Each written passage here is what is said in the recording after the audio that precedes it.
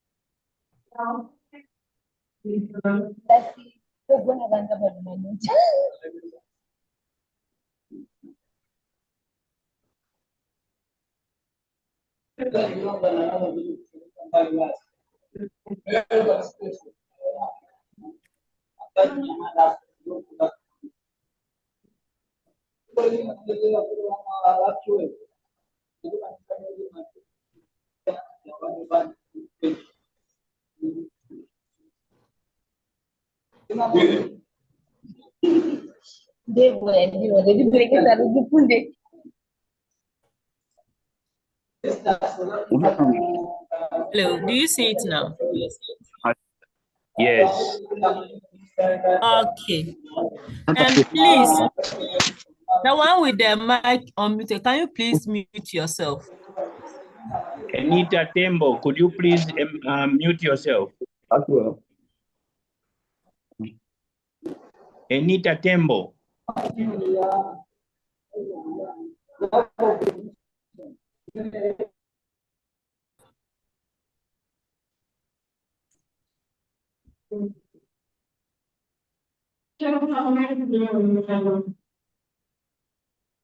Let me see. Okay.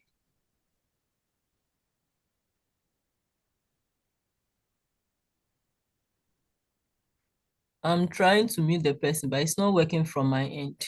Okay, it's done now.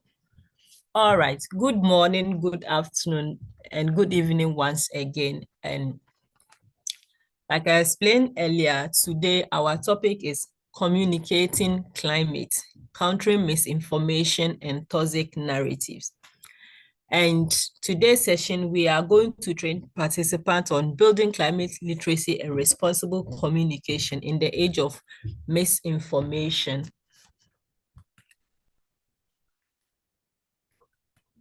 Okay, so the objectives for today, when it comes to communicating climate, at the end of this session, you should be able to communicate information clearly, accurately, and confidently to diverse audiences.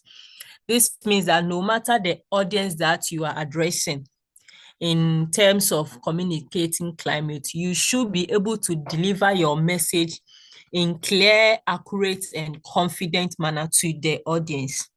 Then countering misinformation, you'll be equipped with the skills to identify, fact check, and challenge false or misleading climate information using credible evidences. Because no, as we all know, climate issue is a dangerous issue, but then we still have people who doubt it. So, and they are spreading misinformation about climate. So at the end of it, when it comes to countering misinformation, you get the skill to identify, fact check, and challenge false or misleading climate information using credible evidences. Now with toxic narratives, you'll be able to recognize and dismantle harmful narratives that undermine climate action, fuel fear, or create public confusion. Okay, so basically, when we say communicating climate, countering misinformation and toxic narrative, what is it? Now, climate communication, a threat or a threat? Climate communication, a threat or a threat? This isn't a question mark. This is a complete statement. What this means is that how we communicate climate can either be a threat or can be a thrive to the cause of climate activism.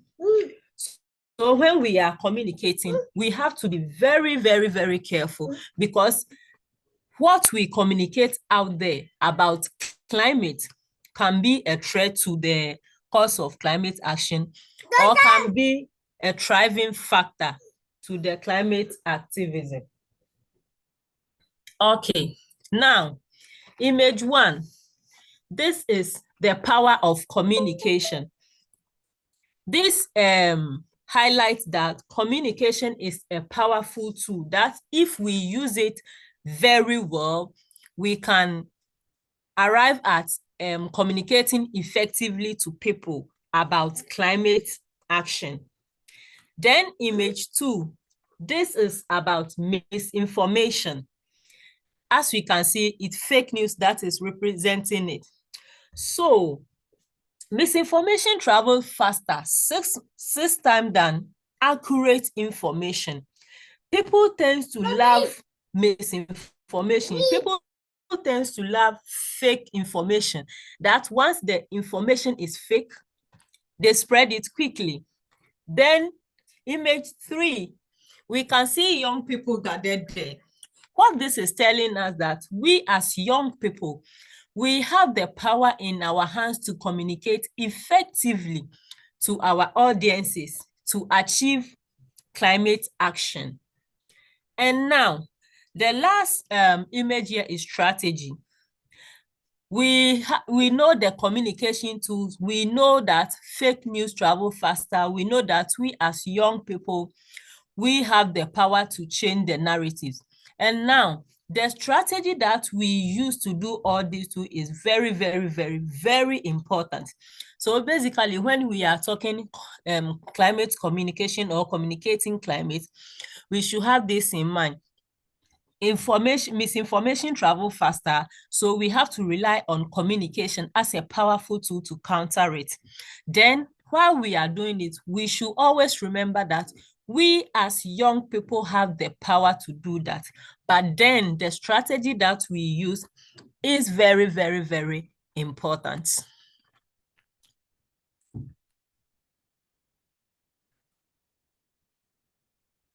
Okay, so quickly, what we are going to cover in this session is effective climate communication, climate misinformation and countering it, and toxic narrative and transforming them. That's how we are going to reframe the toxic narrative so that they become empowering narrative, or they become positive narrative. Okay, so before we are just using 5 minutes to do this. Before I continue, let's do this activity. Please, everybody should get involved. You type your answer in the comment section. What climate misinformation have you heard about? And the second one is, what toxic narrative about climate change do you know of? Please, let's do this quickly in the chat box.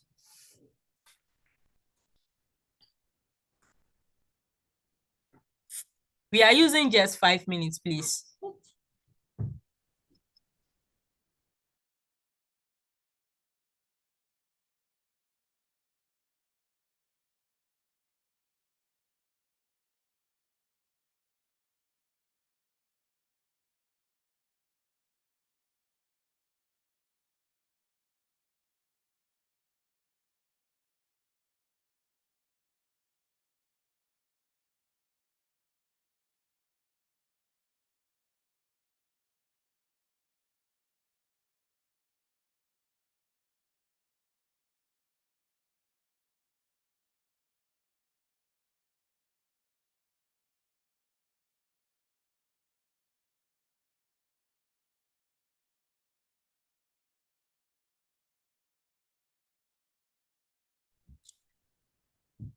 Please, let's get our answers coming.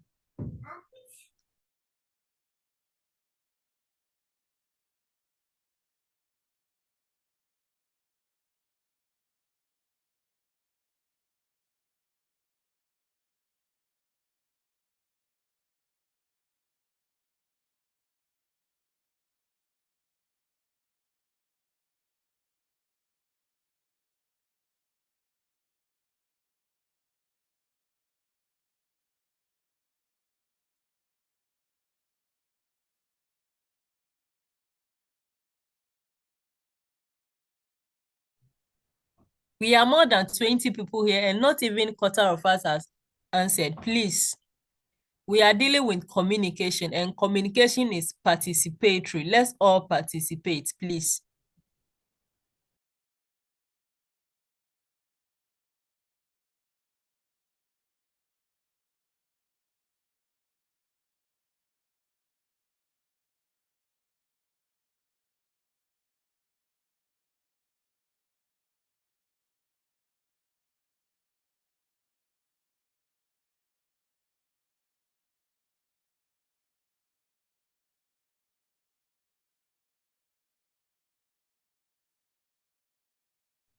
Two minutes more, please.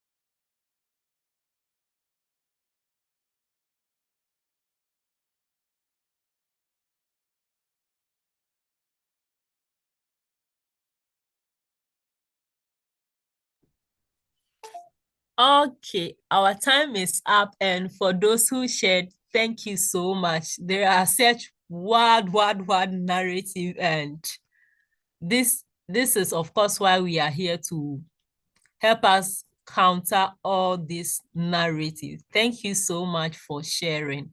Okay, so now we continue.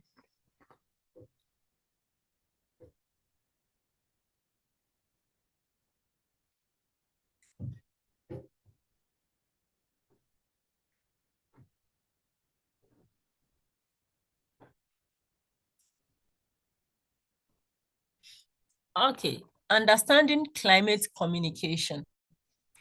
So basically, effectively communicating and connecting with diverse audiences with relatable stories in simple and clear delivery, while focusing on local narratives and impacts and leveraging on emotions to drive actions.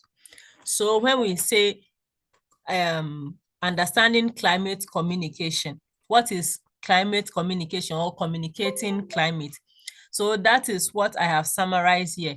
Effectively communicating and connecting with diverse audiences with relatable stories in simple and clear delivery, while focusing on local narratives and impacts and leveraging on emotions to drive actions. So this is climate communication or communicating climate.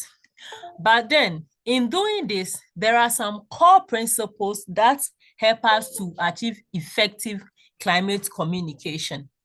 If we want to communicate about climate change effectively, these are some of the things we have to put in mind. One is audience. Now, know your audience. Know the audience you are going to address before you start to address them on climate issues. If you don't know the audience, when we talk of knowing the audience, it's about like their background, what they do, or like their level of understanding. Let's say you are going to address people in a rural village where majority of them, let's say where 90% of them are illiterate, they cannot read in English, they don't understand English. Then you go and stand there and start speaking in English to them about climate action. At the end of your session, you have done nothing because nothing was communicated to them effectively.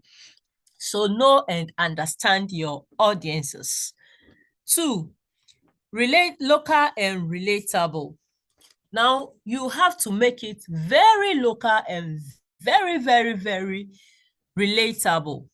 The audience you are addressing, don't go and use issues that did not happen around them or that didn't happen within their community. You don't go and do that. So let's say you visit a community A, and community A has a background of climate condition. Let's say there was a time no rain fell, so it affected their food security, it affected their crop yield. You are supposed to use this story so that they can relate to it. But you don't go to community A in Malawi, then you are using an issue that happened in Greece to them. They can't relate. They won't understand. So it is very, very important that you use stories that happened to them or happened around them that they can relate to.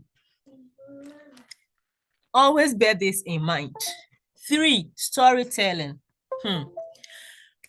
We know climate, when we talk of climate change, climate action, climate, everything climate. Indeed, it is bulky with scientific jargons, data, and all this. As much as possible, make it narrate it in a story form. Don't confuse your audience with scientific facts, complex data, things that they don't understand. Make it a story. You go and stand there, you don't tell them there was carbon emission. Meanwhile, these people don't even know what carbon emission is. So find a way to make it in a story form. There is this community where pollution happen continuously, and because so and so industry set up their company there, all the time they were polluting the company and this affected the community. Make it in a way that they can follow you in their mind's eye. Don't bore them with data, don't bore them with scientific terms. They can't relate, they won't understand, and at the end you haven't communicated effectively. Now, emotions. You are talking of something that happened to a community which has affected them in so many ways, like livelihood shock. They have lost their source of income. They have lost their places. They have no settlement. Like they have to go and look for a new place to settle. These are stories which are painful, which are hurtful. Then you go and be telling this story and you are laughing. No, it does not work that way. When the story is funny, then you laugh. When the story is one that is painful, express it through the way you speak so that they will feel it, so that they can relate to it, so that they can follow up. Because emotion drives action. When the story is indeed like very it's so annoying that it makes one angry, express it that way. Because an industry or a certain corporation or a company cannot go to settle in a in a community, waste their land, destroy their land, and the community will be happy about it. So when you are telling them about these stories, and of course, it is very annoying. So express the anger emotion so that they feel it. Other than that, when the thing is very painful and you are there laughing, I mean, like, are you serious? So this is another point that we have to note as the core principle of effective climate communication. Now, the next one is show it. Yes, show it. Don't go and just tell them about stories. I've mentioned this before. When you are okay, when you are telling them about all these things, prove it. Don't just can we please mute ourselves? Don't just go and formulate stories and tell them. Show them evidences as to where this happened or when it happened. Don't just like create a story and tell them. Look for stories that actually happened and show it to them so that they can follow up. Okay, now solution. In your effort of communicating climate issues to people, make sure that at the end of it, you don't just go and tell them about the story. This happened here, this happened there, this happened in so and so community. Arrive at a solution, something that has happened to them. Let them come up with the solution. Propose solutions to them so that at the end of the day, when in your absence, they have the solution to solve the climate issue that happened to them. Then channels. I mean, there are so many channels that we can use to deliver our messages. For instance, this very program, we are using Zoom and then YouTube live stream. So if the people are comfortable with you showing them videos, use that channel. If they are comfortable with just audio, as in you standing before them, use that channel. If the people are comfortable with you standing before them and writing things to them, of course, you have to use that channel too. Then the last one is simplicity. I have explained this in most of the points. Be very simple. Be very clear. Be very straightforward. Don't go and beat about the bush. Don't go and bore them with huge data and scientific jargons. It will not arrive anywhere. So break down things to their level such that at the end of your session, everything is clear with them. Okay, so these are the core principles of effective climate communication. And we must understand that a narrative can make people feel empowered, hopeless, guilty, indifferent, motivated, angry, and what have you. It all depends on how we communicate to them. So our roles as climate communicators, it is up to us to choose and build narrative that drive action, that instill hope in the people, that provides solution, and not just instill fear in the people, then we walk away. We should always bear this in mind. As climate communicators, at the end of our engagement with our audiences, our narrative should empower them to take action. It should instill hope in them that yes, there is solution for climate conditions. It should make them that yes, we too, we can contribute our effort to solving climate issues. Not just say, oh, okay, very soon this is coming to happen to us, then you leave them hanging. And at the end of the day, your audiences are so confused that they don't know what to do. That is not our role as climate communicators. So we should bear this in mind. Okay. Let's move to the next. Okay. Understanding climate communication. We are continuing. Okay, so we have dealt with the core principles of effective climate communication. And now we are coming to the key area of focus. Of all the points I mentioned, like be solution driven, you should be narrate it in a storytelling way. All the points I mentioned previously here, whilst you are doing that, these are three main focus that you should gauge at that at the end of your session, you have achieved this. Now, bridge gaps. When it comes to communicating climate, bridge gap, because like I mentioned before, climate comes with a whole lot of scientific terminologies. So there is always something that somebody don't understand under climate because we are all not scientists. The fact that you are climate activist does not even make you understand everything about climate. Of course, it comes down to breaking things down to your level. Some of us are artists, some of us are food scientists, some of us are fashion designers, but then climate is not solely the job of an environmentalist. Climate issue is a human issue, so everybody is involved. So when you are communicating climate, make sure that you bridge the gap.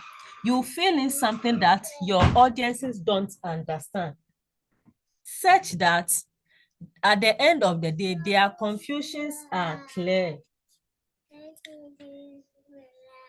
You don't go and confuse them more about the things that they don't understand. Okay, the next point is behavior change.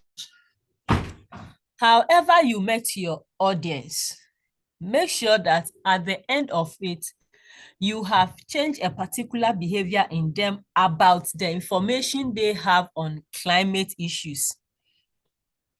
People are still confused about climate. I mean, all this climate, people still like doubt it. So when you are addressing a particular audience, make sure that at the end of your session with them, you have changed a certain behavior in them. If they think climate is fake, at the end of your session with them, they should know that climate is actually a reality. If they think climate is happening in a particular part of the world, they should know that climate is happening everywhere. If they believe that climate issue does not affect, let's say, farmers or those into agriculture or this, let them know that they are even the first target. So behavior change is very, very important. Then we come to empower action. We explained this in the previous slide, but then it's part of the key areas of focus. At the end of your session, your narrative should be able to make them take action, not just talk to them, and at the end of they just leave. They should be able to take action based on what you shared with them. Okay.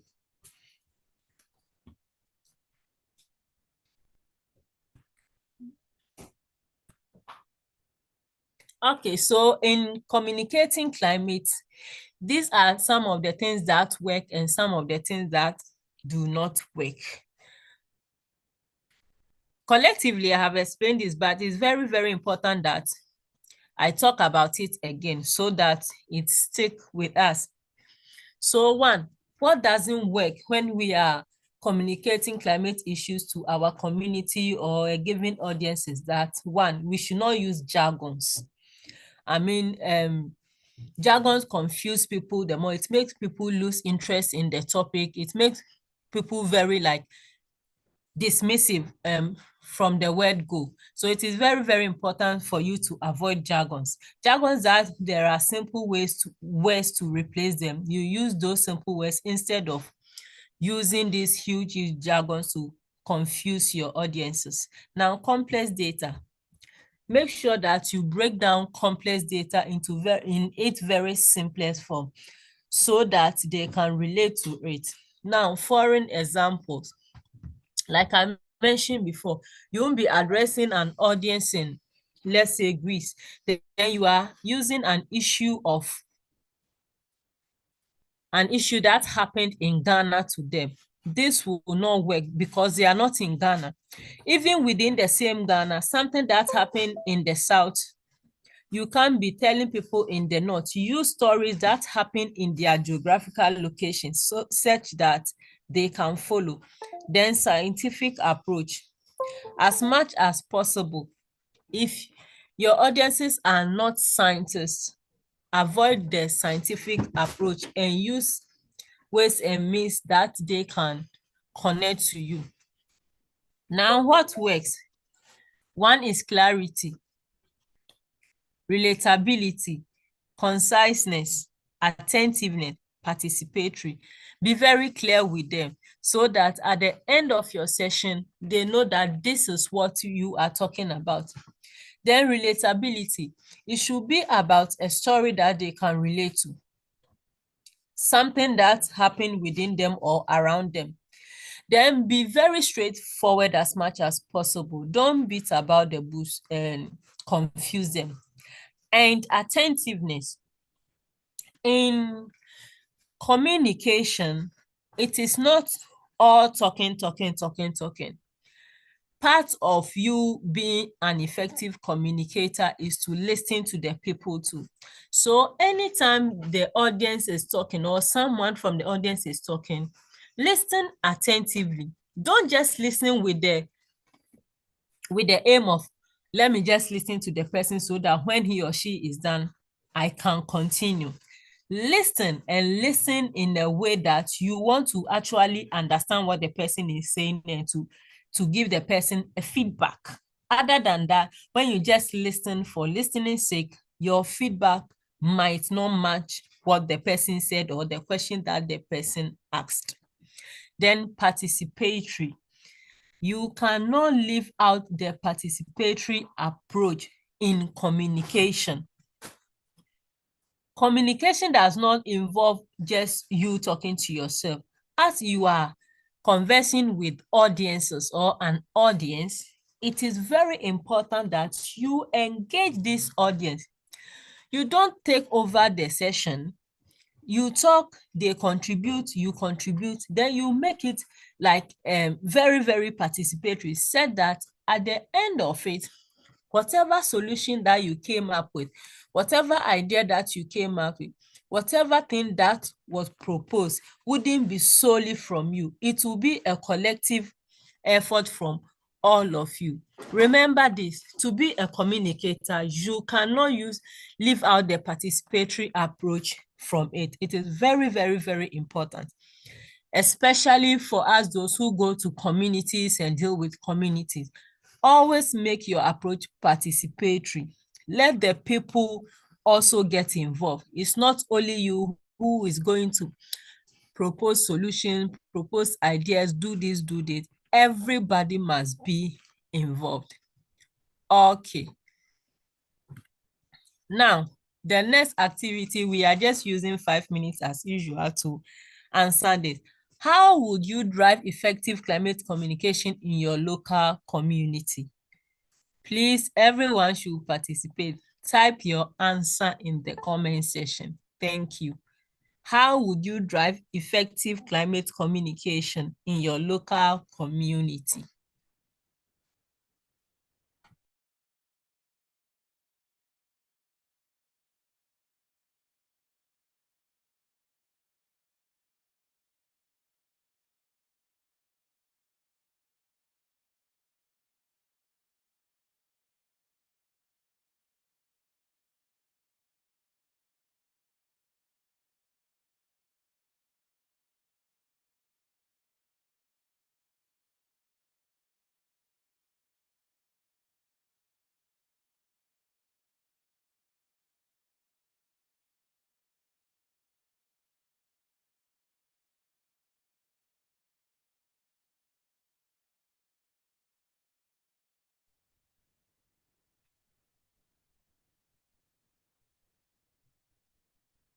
Please share your answer, please. It's very, very important.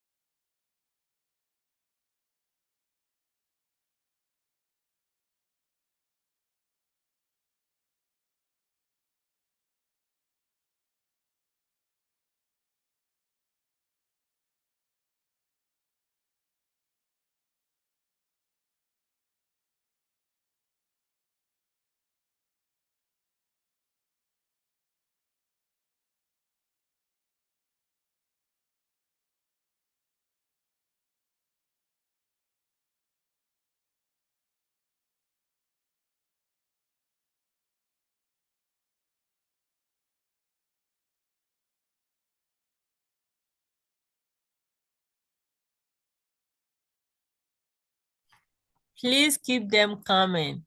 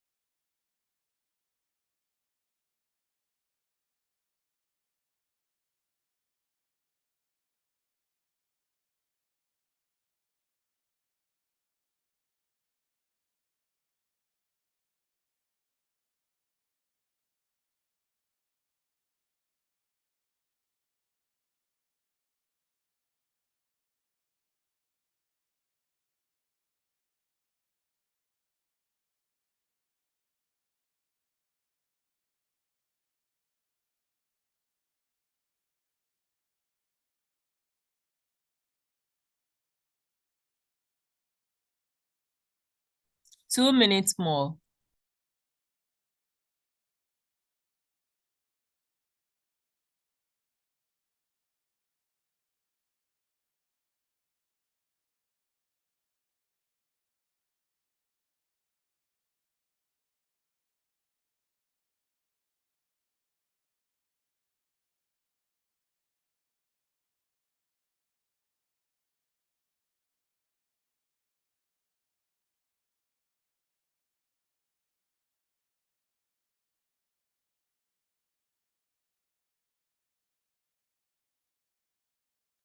A minute more.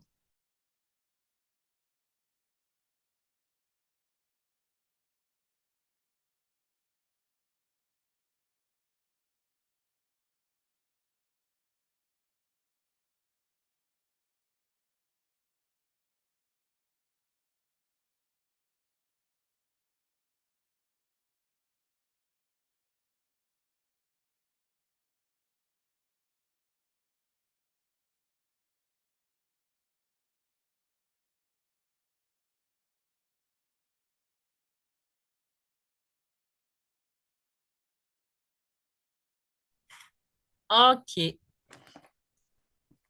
To all those who shared, thank you so much for sharing. We are continuing now.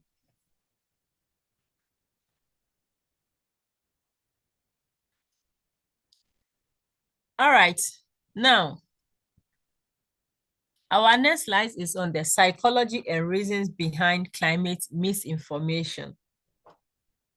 Psychology and reasons behind climate misinformation. Now, for the psychology aspect, the first point is trust in familiarity. Oftentimes, people trust information coming from places they are familiar with rather than accurate information. So, for example, we all remember the time when Trump said every information about climate is false. And people took him for his word. People were believing because it was coming from Trump, instead of actually verifying if that information is actually true. So this is one of the things that bring about misinformation. They trust the source rather than what actually is about the information being shared. Now, confirmation of existing beliefs. This does not even happen in climate alone. As humans, this happens subconsciously. When there is some information that we are not too sure of, the least negative information we hear about it, then we say, oh, we were right after all.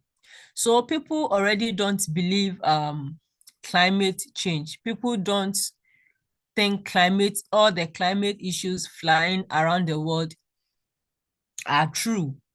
So once they hear like a misinformation or negative comments about climate issue, they just confirm their existing beliefs about the fact that climate issue is hoax. Now, cognitive barriers. This is why we as climate communicators, we should always try to break down complex data or information to our audiences.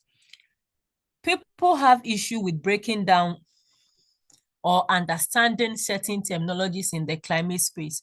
So if like I don't get it, then let me just leave it. So cognitive barriers is one of the psychology behind climate misinformation. And it happens to everyone. For instance, there was a time I didn't believe in Bitcoin because someone tried to explain it to me over and over and over again, and I wasn't getting it, so I just left it. So it is very, very important that we break down things to its simplest form to our audiences. Now, the reasons behind climate misinformation, there are a lot, but then I just highlighted on this 3.1, political. People use it for their political gains. So for instance, if there is a serious climate condition that has happened to a particular community, the opposition party or the opposition government can leverage on that issue to spread misinformation just to make the ruling government irrelevant. So political bodies or political operation also brings about climate misinformation. Then industrial. These are one of the people who are actually like causing a harm when it comes to climate issues. Indeed, climate issue is human issue, but then look at the industries around us, especially those in the fossil fuel, carbon emission, and all that. Because they are benefiting, because their production or their operation benefits them, even though they are harming the environment, even though they are causing harm to the climate condition, they go about paying some influencers, quote and unquote, to spread the lies that, oh, climate issue is not that serious as we are taking it. Climate do not exist. Climate is false information. Climate is this, climate is that. Because these industries are benefiting, they make sure that they pay people to spread misinformation about climate issue. Then now, profitability.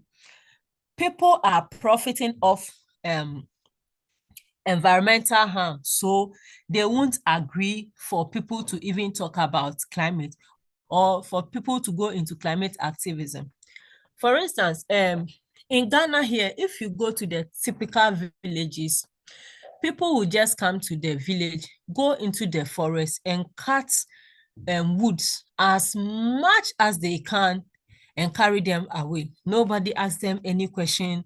Nobody asks them like, do you even have permits, if that even exists? Nobody even say, why are you cutting down the tree? Because these are vulnerable communities. These are, let me say, marginalized community when it comes to climate information. They don't even know about climate.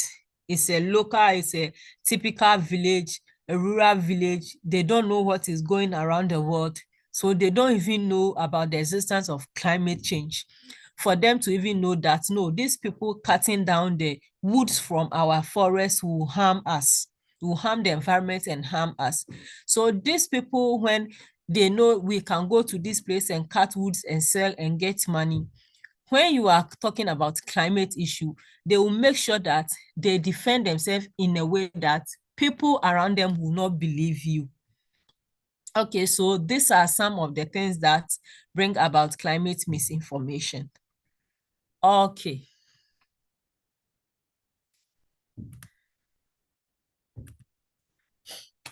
Our next slide is on types of climate misinformation. We have talked about the psychology and reason behind it, and now we are talking of the types of climate misinformation. One, we have the doom narratives. There are people there who say, oh, it's too late to do anything about climate issues.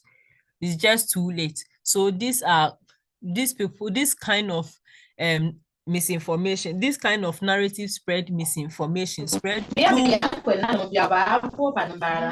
Fozia Isaka, please mute yourself.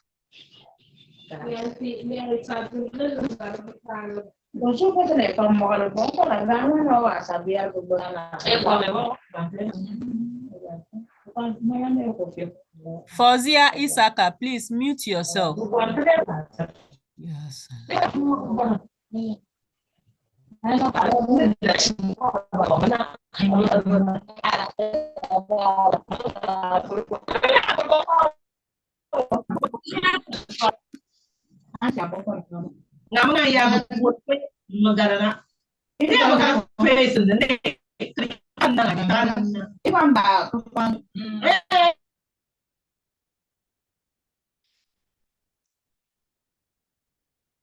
Okay.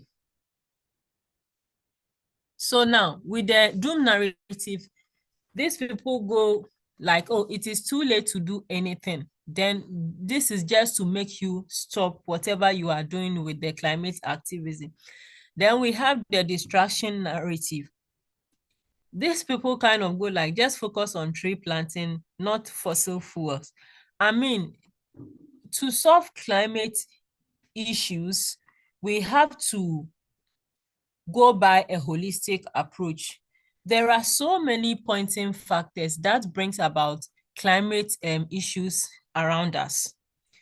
So, I mean, deforestation is there, carbon emission is there, pollution is there, loitering is there. But then this kind of people will say, oh, just focus on tree planting, not fossil fuel. As if we all go about planting trees in the world, only that is going to solve the issue of climate. And when we leave out fossil fuel and just plant trees, that is okay to solve the issue of climate.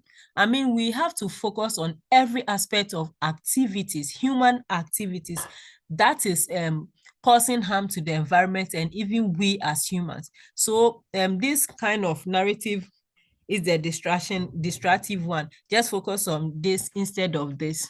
And we have the delay and denial narrative. With this one, with the delay, people say there is more time. I mean, there is more time. We have more time to solve climate issues. There is no time, because at each and every second by the day, things are happening. People are losing their homes. People are losing their incomes. People are losing their lives. People, children are getting malnourished. So there is no time. And then the denial aspect is climate change is not real. And shockingly, as it stands now, we still have some people there like that. They don't believe in climate change. They think, oh, climate is just some makeup story. So they don't believe it at all. So these are types of climate misinformation that we have flying around us. Okay, now countering climate misinformation. How do we counter climate misinformation? As a climate communicator, you have heard about a toxic narrative or you have heard about a particular misinformation about climate change. How do you counter it? All right. One, correct gently.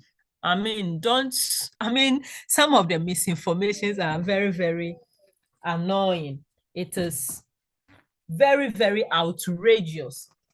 But then it is in your place as a climate communicator.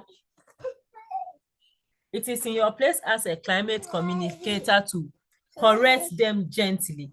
Because for all you know, these people are even operating based on ignorance.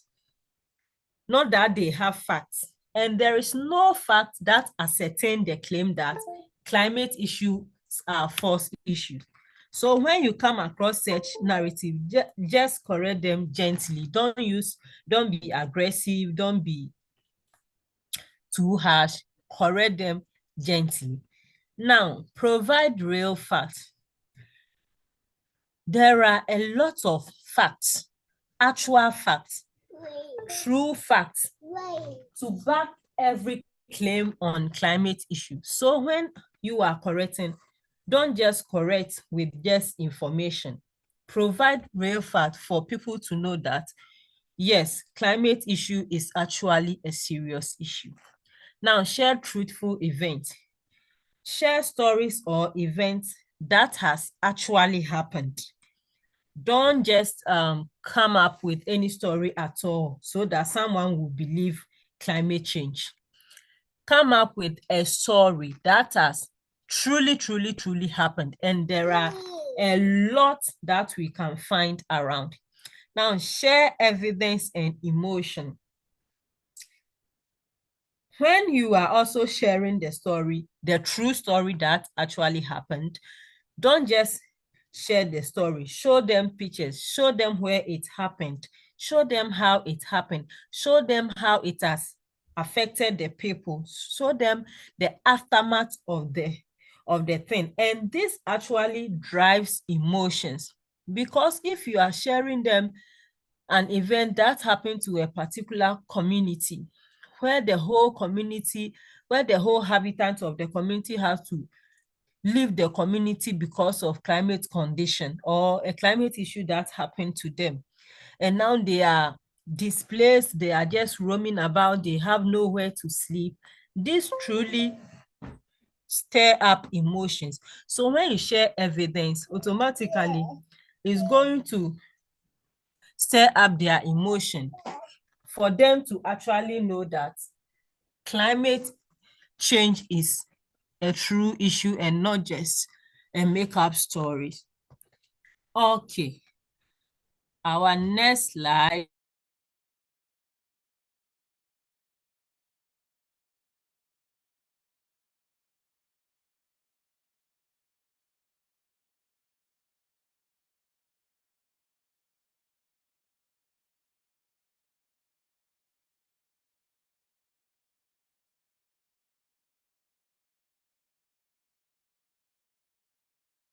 All right, understanding toxic climate narrative. So this is what I have summarized as damaging stories and communication patterns about climate change that hinder effective action and promote inequity or disengagement. Toxic climate narrative. In brief, they are damaging story and communication patterns about climate change that hinder effective action and promoting equity or disengagement. I mean, this narrative don't even allow people to engage on the topic at all because they are toxic. They have spread toxic narrative about the topic. So at the end of the day, when people spread toxic climate narrative, what happens?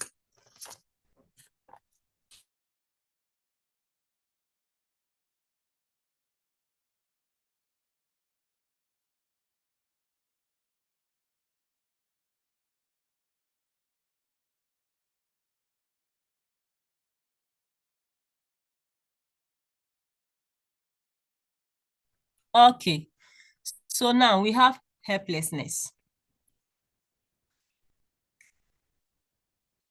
This one, people go about portraying climate change as a lost cause. So it makes people very helpless about the topic. If I'm doing something and you are there spreading information that, oh, it is a lost cause, you won't win. You will not achieve anything out from this. Then at the end of the day, it makes it very difficult for the one who is actually fighting the cause to go on. But then, as a climate communicator, anytime someone comes up with toxic climate narrative, do not be helpless, because climate change is actually a real issue happening around us. Now the blame games. Corporation and industries and other parties shift the responsibility of climate action to individuals. They think it is not their responsibility. They think it is not in their right to do it. Sorry.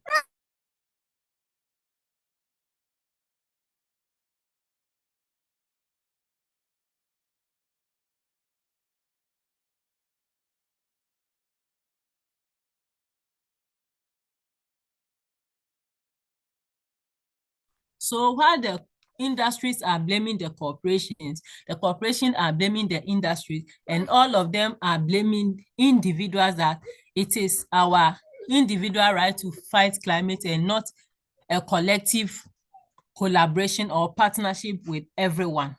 Now, isolation tactics. This one, people think that, oh, it is us versus them, or it is them versus us. So for instance, an industry or a company who is emitting carbon is actually harming the environment. So because people are out there fighting climate issue, they think that we are fighting them. No, it is not about you, the company. It is about what you are doing as a company that the climate activists are fighting. Because when the environment is harmed, the people living in the environment are as well harmed. So the isolation that is like they think, okay, all climate activism, climate thoughts, climate dates is actually against them. It is not about them. It is about what they are doing. And the next point is the greenwashing. So we have a lot around, sadly. So a company will portray itself as eco-friendly, we are environment conscious, we are for people and the planet and prosperity. But if you go into the operations of the company, you realize that it is all lies. You can't say you are for the people and the planet, then you go to a community to, let's say, buy raw materials and you extort from the community. You can't go and be burning your waste anyhow, indiscriminately, and then you call yourself an eco-friendly company. But actually, this is happening. There are so many companies that say we are eco-friendly, we are this, but their operations, their action do not meet even an iota of the eco-friendly concept. And now dismissals. This is where like companies with money always silence a marginalized community that try to also make the effort to fight climate actions. Because they are not, let's say, powerful, because they are marginalized, because they are minority, the companies use their influence to silence them. They dismiss their activities from the word go. And now falsehood. I mean, there are a whole lot of falsehood flying around climate change. People have come up with weird toxic narrative about climate, dismissing it that it is false. It is not true. There is nothing like climate. Okay.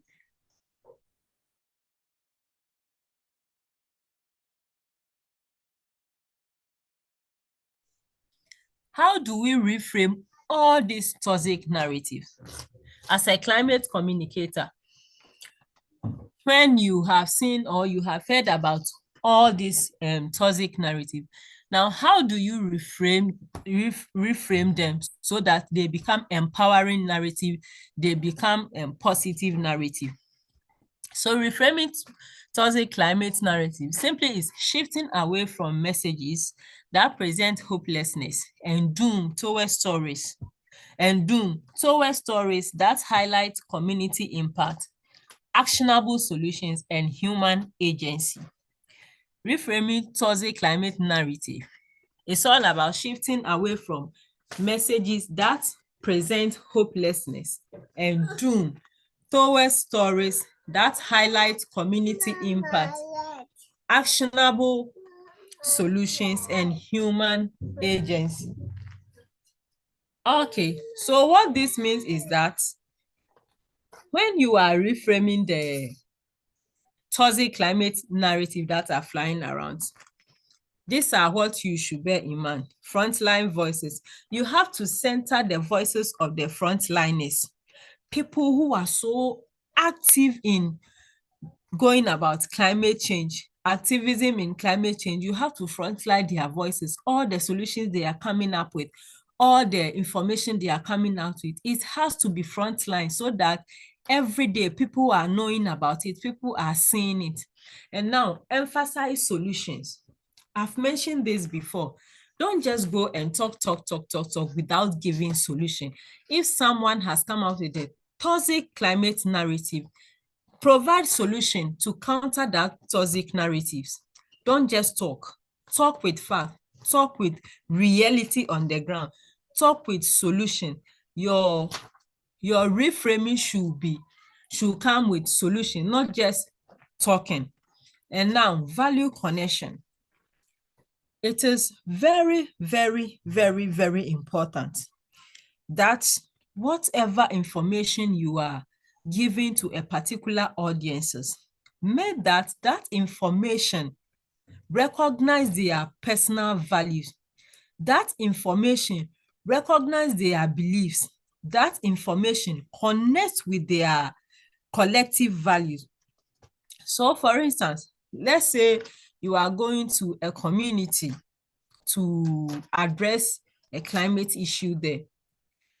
And this community, as civilization emerged and it is evolving, we cannot completely do away with our cultures, especially from the African continent. There are certain cultures that we still uphold. And especially, again, if you go to the rural communities, there are certain cultures that even exist in the rural communities and do not exist in the quote and unquote the civilized part of the countries.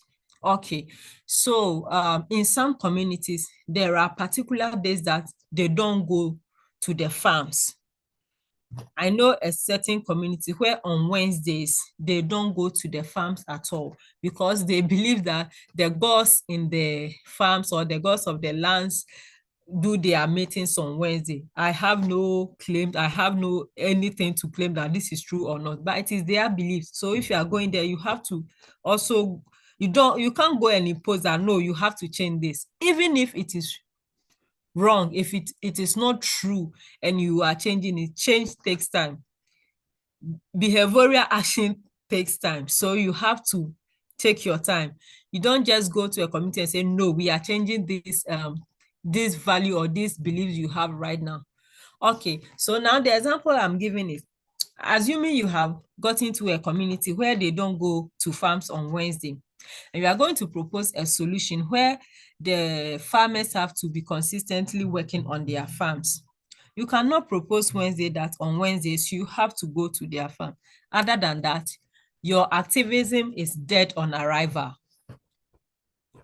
They won't click with you, they won't go with you, they will not flow with you, because it's like you are coming to impose a foreign solution on them. We have been in this community for ages.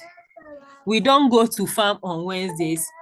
And because excessive farming is what is going to solve our climate issue or what is going to give solution to our climate deficit, you say we should go to farm on Wednesday. It's not going to work. So whatever audience you are meeting with, make sure that your proposition or your solution respect their values. It connects with their values, it connects with their beliefs, it respects their beliefs, their values, and everything that they hold so dear. Okay, collective solution. I made mention of participatory previously. And if you are addressing any audiences or if you visit any community, make sure that at the end of your encounter with them, whatever toxic narrative you are reframing, the solution do not come from you alone. The solution is collective. The solution came from all the people, not only you giving. It should be collective.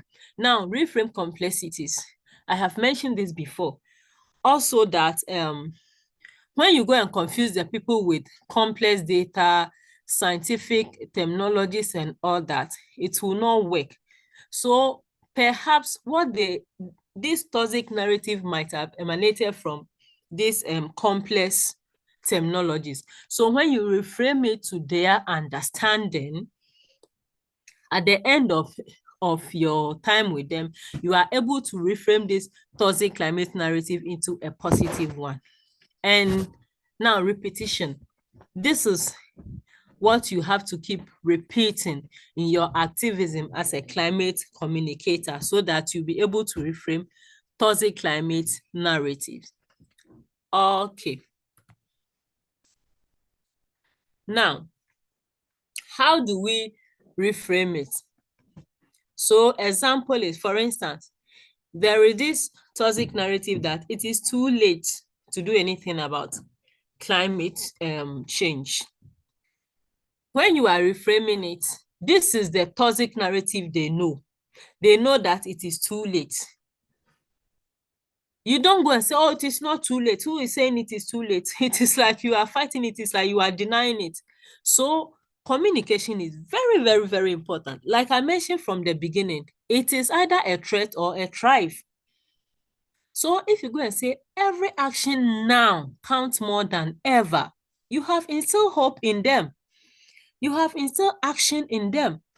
Every action now counts more than ever.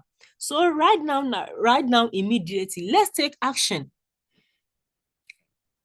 So this is going to counter the narrative, it is too late. Okay, another one, Europe is doomed. There is a toxic narrative flying around that Europe is doomed when it comes to climate condition. And as a climate communicator, when you're addressing the audience, say, no, Europe is not doomed.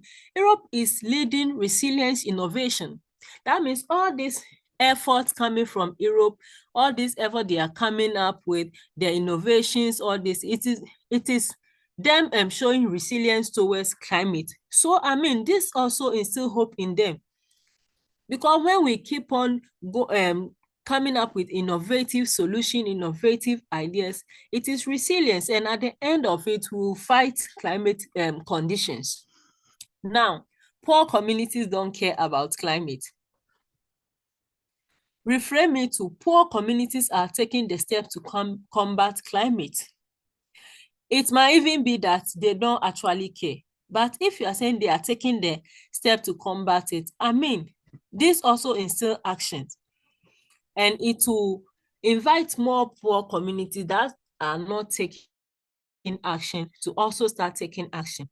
Okay, young people have no voices. I mean, for this one, there is the common of them all, because people think young people are just wasting their time because there are big men up there who are paying people to fly around misinformation on climate change.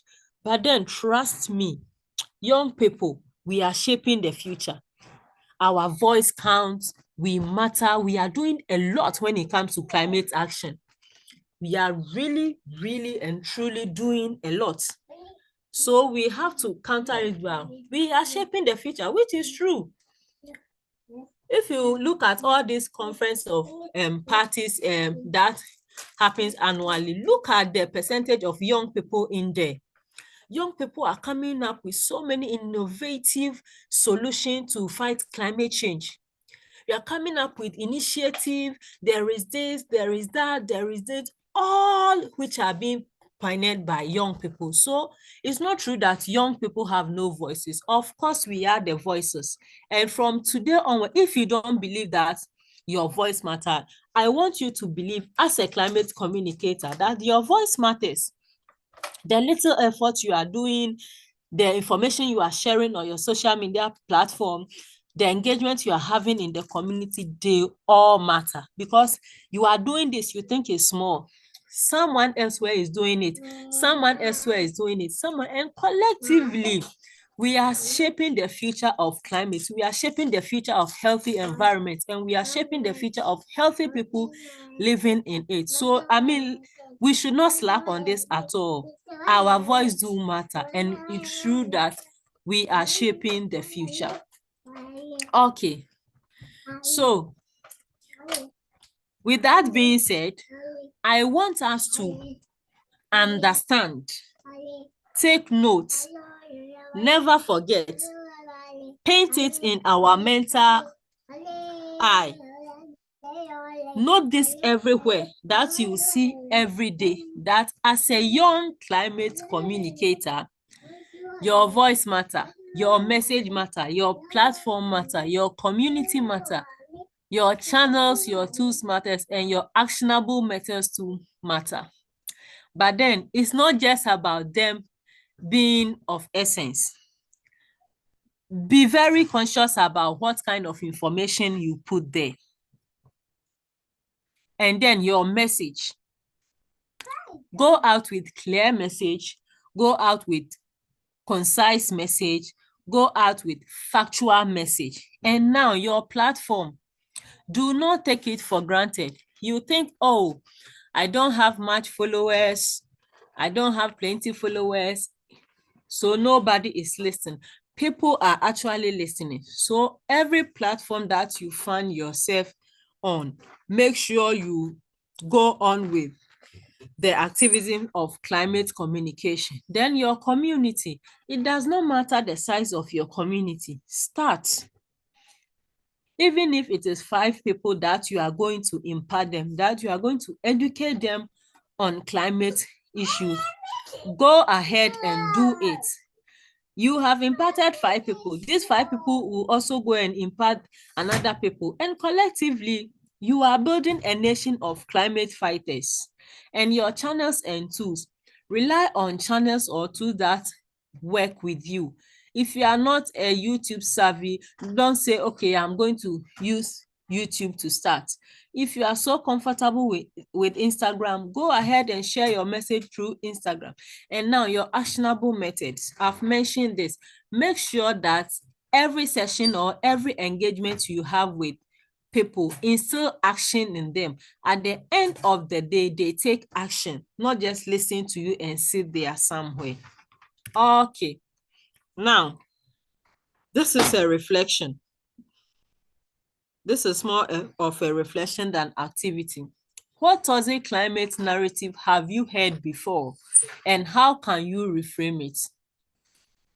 So while you might not share this in the chat session, write this down and think about it carefully. Even if it is just one that you reflect on, come up of how you are going to reframe it and keep sharing on your various platforms. Keep sharing it with your audiences, keep sharing it with your community. Because like I said, your small effort, someone else's small effort, my small effort, his small effort, her small effort, their small effort, collectively builds a nation of climate fighters. And if we keep going on like that, within a short period of year, we will see the amazing result that we will start hearing about climate change and all issues surrounding it. So write this down, reframe it, and start sharing it to the world. Now, a call to action to us all. Climate communication is not just information, it is leadership, it is empowerment, it is mobilization. While you are engaging communities on climate leadership, it is leadership, you are leading. And while you are doing that, you are empowering them. And while you are doing that, you are mobilizing the people. So it's like the statement said, climate communication is not just information. It's not just you giving people information. That is you exhibiting your leadership skills. That is you empowering people. And that is you mobilizing masses. So always keep this in mind, that whenever you are on with climate communication, climate activism, climate engagement, it is not just you sharing factual information. It is you being a leader, it is you empowering, and it is you mobilizing. Okay, so now I want you to know that these are my thoughts, my knowledge as a development, communication, and sustainability expert, and do not reflect the words of or the opinions of the European Union. Okay, so all too soon, we have come to the end of this session, and thank you for being with us. We are going to give ourselves some few minutes if there are any questions or any contribution. However, I have shared the pre-survey link, and I'm I'm just sharing the post-survey link. Please do respond to them so that we can measure our progress. Thank you all for being here, and please, the comment section is open for us all to share our comments, our question, or anything at all. Thank you.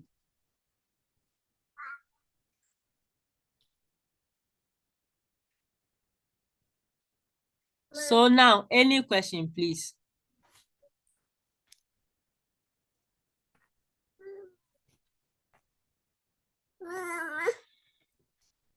Any suggestion?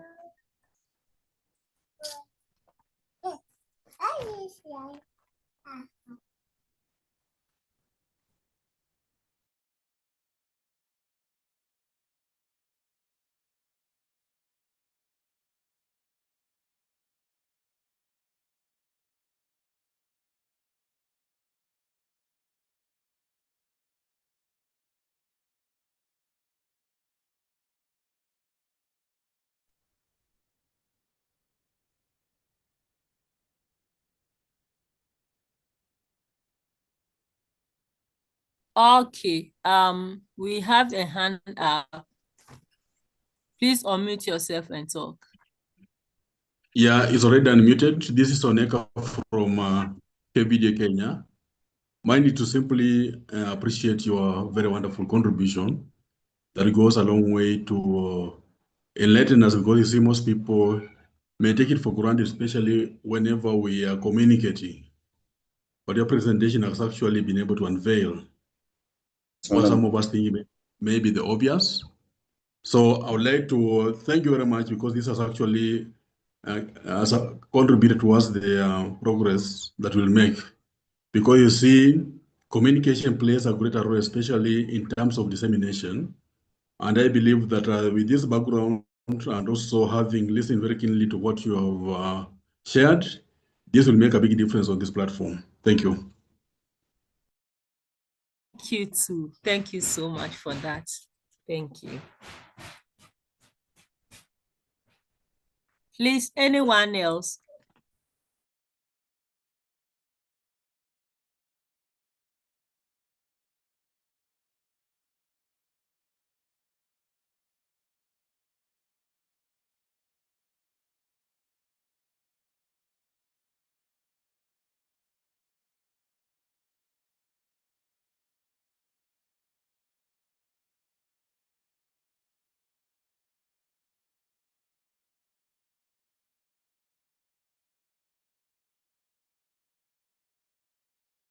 Okay, so some are sharing it in the chat session. Okay, in case you don't want to speak, you can as well share any view at all you have through the comment and chat box. Thank you.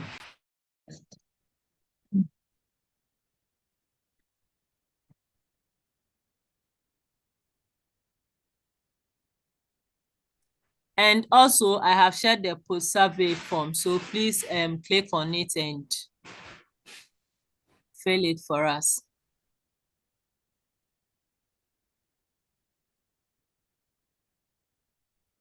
Yes, please. The PowerPoint, everything will be shared at the end of the program. So you have it. Someone is asking if they will get the slides. Yes, you will get it.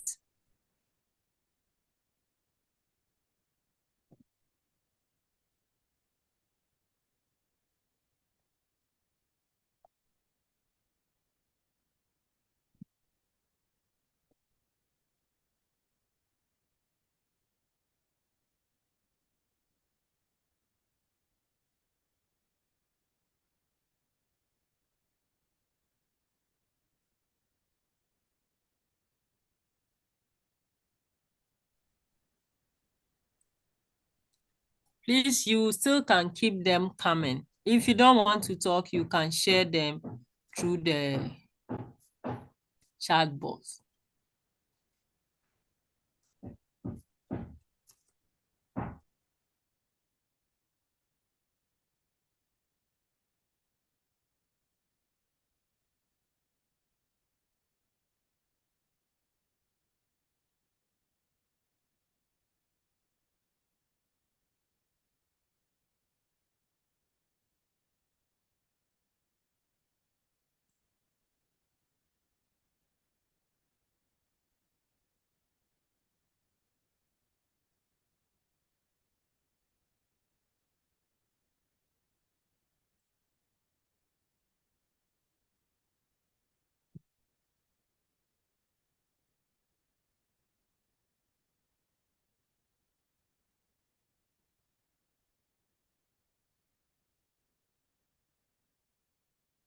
Please, I'm still waiting.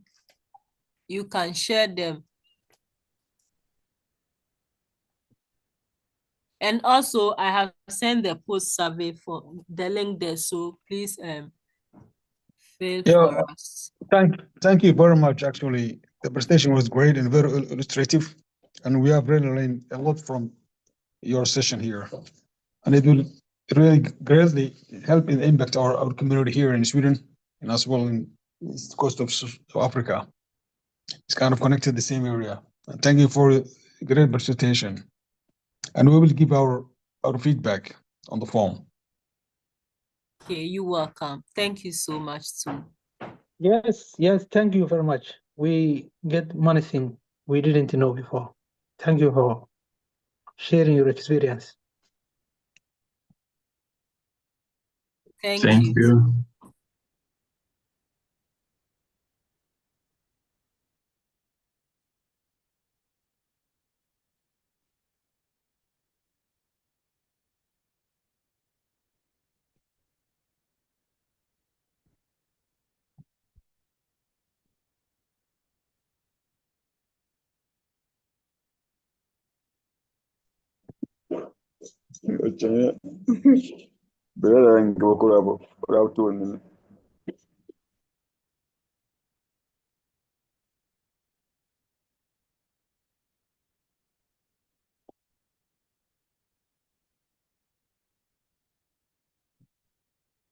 Okay, it seems we have officially come to the end of today's session. Yes. Thank you so much for such a wonderful presentation. You're welcome, boss. This is my boss, everyone. Thank you so much. You have a great boss, and you are a great. Thank you so much, family. Okay, and thank you all for being here. We meet again some other time, and thank you. So then you have a Thank you. great day, and keep on spreading the climate activism. Be a great climate communicator. Bye. Bye. Good work. Hi, George. Yes, sir. Bontrole. Dobia.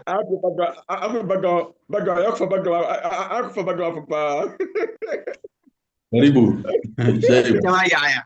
Mr. Neka. Yeah, good work. How are you, brother? Fine, thank you.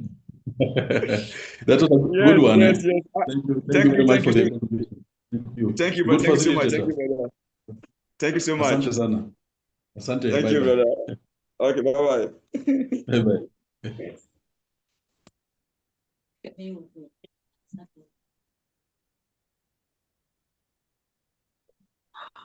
Okay,